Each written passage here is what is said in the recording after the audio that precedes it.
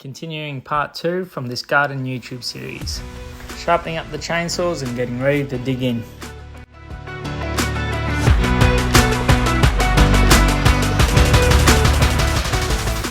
So I've just spotted these 3 beans. We'd actually planted these beans years ago and thought they'd died off, but they're sort of growing wild now.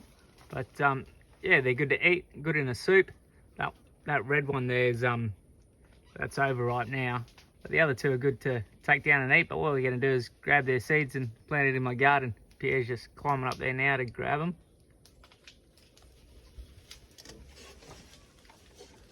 Sakay mi kam? Ayo kat sem, lukat by pro. Si. Ikan.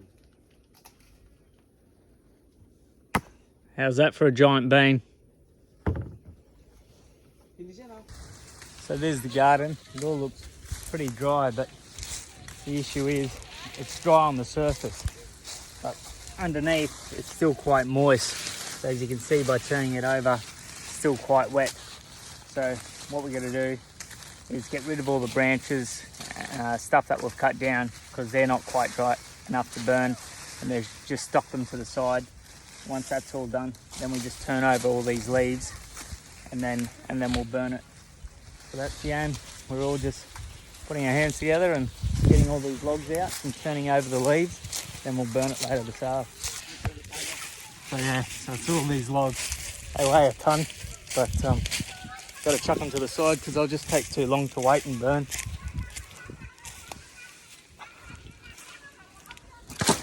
Easy if you had a little machine, but it's quite good having all the hands helping and the kids over there just playing under the coconut trees while we all get the work done. It'll only take a few hours, but she's bloody hot.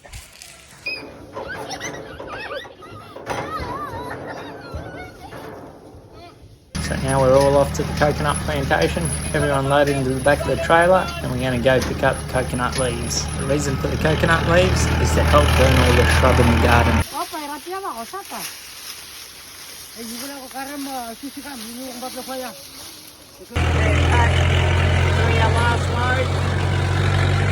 So here we are, just unloading all the dry coconut leaves to spread across the garden and light them up to help burn the rest of the sort of moist leaves that are left over.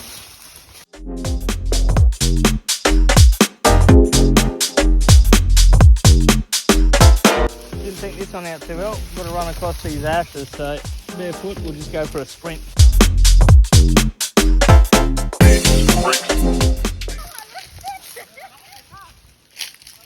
Alright, looks like some rains are on the way, so we're trying to get a speed up on all this burning before these clouds start to pour down with rain. Pronti, you start looking, huh?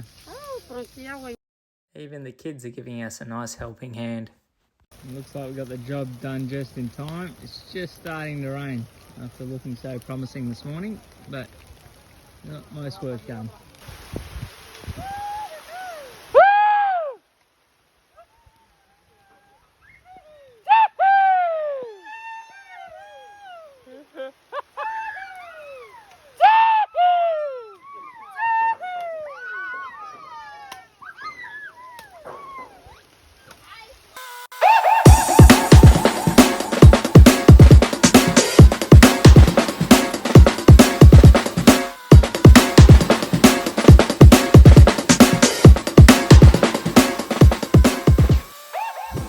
The sky is cleared beautifully for our next day's job, digging holes for the posts.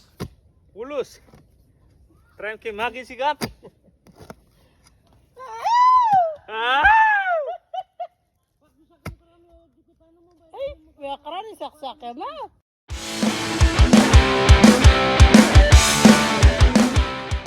So the reason we got to put up a fence is because of the amount of wild pigs we got on the island. So it's basically to keep the pigs out and keep the cattle out is the only reason. Otherwise we wouldn't need to worry so much about a fence, but it just takes one of those animals to get in and game over. There goes your garden. So hence the fence. Oh, Akwe! Hindi mo yun nabaret yet. Hey, Gimana festa male? tamang ako nilo kita liwa ya.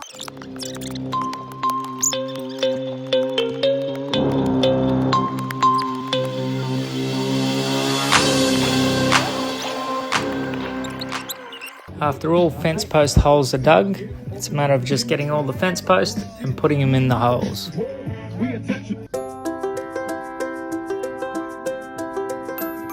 From there we just line them up by line of sight and then begin to ram them in.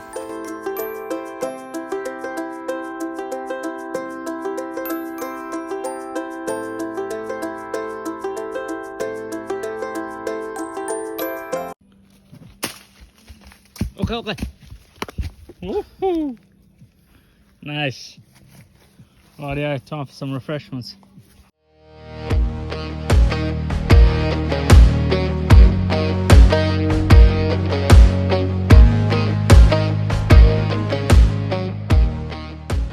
That straight from the bush, beautiful.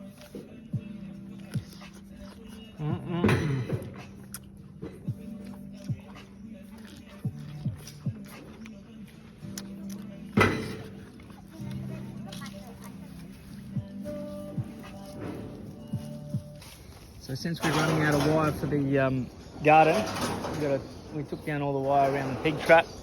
Now we're going to use that for the garden, unfortunately. But yeah, we're in need for some veg, so garden it is.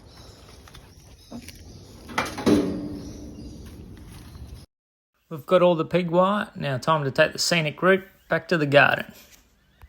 Rightio, we're just getting to the final stages now, putting in the last of these posts, these in-between posts. So digging those and ramming those in. And then the next stage is putting the fence along and stapling that in. But the problem we have, we've got enough fence, but we got no staples. We're waiting on the ship to bring that up. So that's sort of how it is in the islands. Like, it's not like I can just run down to the shops and, oh yeah, missing some staples, I'll run down there and buy some. Yeah, we got to wait on ships and things like that unfortunately never run on time. So just waiting for some staples to come up, hopefully early next week, and then we'll be able to staple the fence in and get planting. But no point in planting unless we have that fence up. So we're just going to burn all the crap that we've shoved along the sides as well, because it's been dry enough the last few days. So just start burning that crap away, and we'll get ready for the fence once the staples arrive. Our staples arrived a few days later, and now it was time to get fencing.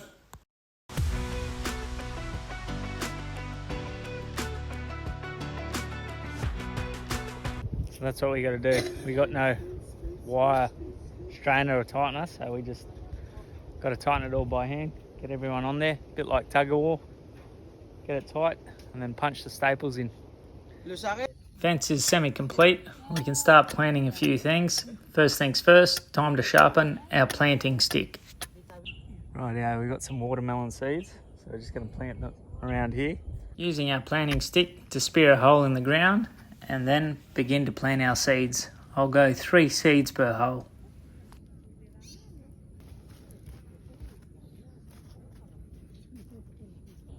So here I've got some cucumber seeds, we'll plant them in here.